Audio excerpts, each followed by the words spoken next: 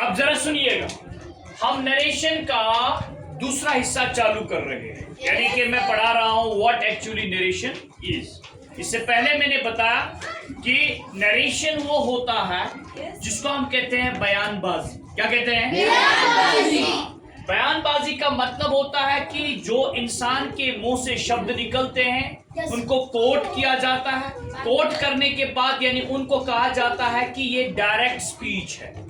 जब कोर्ट्स में हम कोई चीज रखते हैं तो इसका मतलब है डायरेक्ट स्पीच है, ठीक है। और डायरेक्ट स्पीच में जैसे हमने कल परसों किया, हमने प्रेजेंट सिंपल का किया, तो आज हम करने जा रहे हैं प्रेजेंट कंटिन्यूअस का, ठीक है। प्रेजेंट कंटिन्यूअस, जिसका दूसरा नाम है प्रेजेंट प्रोग्रेसिव टेंस भी। लेकिन सबसे इंपॉर्टेंट बात जो है, जो ये वाला पोर्शन है, इसका नाम हम रखते हैं रिपोर्टिंग वर्ब। और जो यहाँ से दूसरा पार्ट है, इसको कहते हैं हम रिपोर्टिंग स्पीच, ठीक है।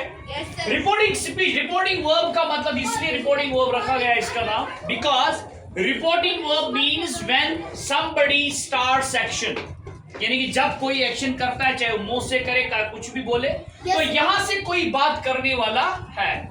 क्या है? तो ये जो उसके मुंह से बात निकलेगी तो उनको हम कहते हैं स्पीच। यानी कि ये he said I am writing a letter, तो ये थर्ड पर्सन कहता है, उसने कहा है, उसने कोई बात कही है, तो उसके मुंह से ये वाले शब्द निकलने निकले। और रूल कहता है इसका कि अगर आपका रिपोर्टिंग स्पीच, यानी कि if reporting speech is in present continuous tense, continuous tense,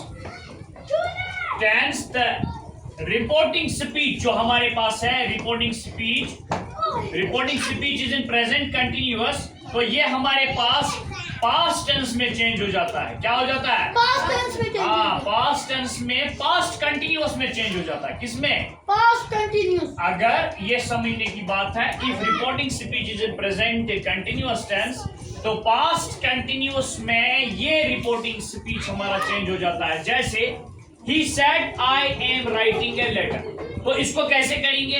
he said he was writing a letter, तो हो गया पास्ट कंटिन्यूअस। क्या बन गया? तो इनडायरेक्ट में लाने के लिए, यानी इनडायरेक्ट स्पीच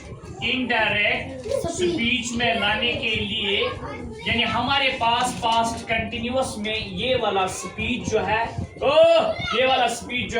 यानी कि ये चेंज हो जाएगा इनडायरेक्ट में लाने के लिए। अब एक और इंपॉर्टेंट चीज जो है हमारे पास, ये रूल है, इसका रूल क्या है? अब मैं इसको कर देता हूं, जरा आप देखिए मैं कैसे कर देता हूं, फिर दोबारा समझा रहा हूं। जैसे he said, और कामास हटाने के लिए मैं that लगा रहा हूं। he said that, यहाँ I है, ये किस में चेंज हो जाएगा? he में। यहाँ am है, ये क्या बनेगा? he was। यहाँ राइटिंग सीधा है, he was writing a letter, तो यहाँ पर हमने देखा कि ये एक हमारे पास पास्ट कंटिन्यूअस में ये प्रेजेंट कंटिन्यूअस का स्पीच पास्ट कंटिन्यूअस में हमने चेंज कर दिया। अब दूसरा सेंटेंस बोलिए, ही सेड कामा इनवर्टेड कामास बिगिन। जैसे कहो ही said I am playing hockey, full stop, उसके बाद कम। अब देखिए क्या करेंगे, he said that he was playing hockey। अगर हमारे बात नहीं, अगर हमारे पास अब दूसरा कोई भी सेंटेंस आप बोलिए, जैसे टॉम said कामा इनवर्टेड कामास बिगिन। टॉम ने कहा आई एम वॉचिंग टेलीविजन। तो आपको क्या करना है, यहां सीधा आ जाएगा, Tom said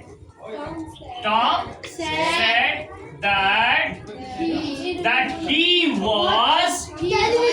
was watching television। ये ऐसे अब एक और चीज जो हमारे पास है, यो सबसे ख्याल रखना है। मैं आपको फिर दोबारा रिपीट कर रहा हूं, ये जो प्रेजेंट कंटिन्यूअस का टेंस है, रूल कहता है if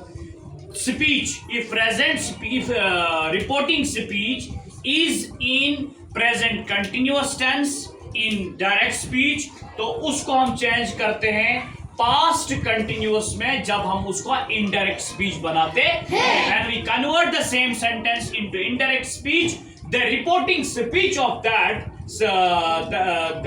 reporting speech is converted directly into past continuous. ठीक है, अब इसी तरह से ये वाला पोर्शन जो मैंने बताया आपको कि this portion is known as reporting verb because the action starts from this side, इसीलिए इसका रिपोर्टिंग वर्ब नाम पड़ा है कि somebody is actioning, somebody is saying something, तो इसका रिपोर्टिंग वर्ब है। Because the doer of action यहां पर मौजूद है। क्या है? Doer of action.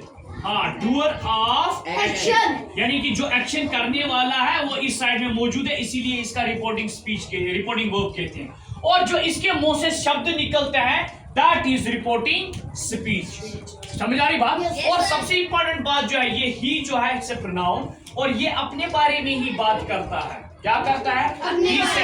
उसने कहा मैं एक खत लिख रहा हूं, मैं एक खत लिख रहा हूं। तो अब ये जो ही है it simply refers to I and this I refers to he. समझ आ रही बात? तो यही चीज है। जैसे और सबसे इंपॉर्टेंट बात और भी है इसमें कि जब हम कामास को सिंपल सेंटेंसेस में, यानी कि जब हमारे पास सिंपल सेंटेंसेस होते हैं किसी भी टेंस के, तो हम उन कामास को हटाकर उनकी जगह पर दैट का प्रयोग करते हैं, दैट इस्तेमाल करते हैं। क्यों? कंजक्शन दैट सिंपल सेंटेंसेस के लिए ही इस्तेमाल होता है। आगे का वीडियो और भी हो जाएगा, तो उसके दूसरे पार्ट पे हम चले जाएंगे। Thank you.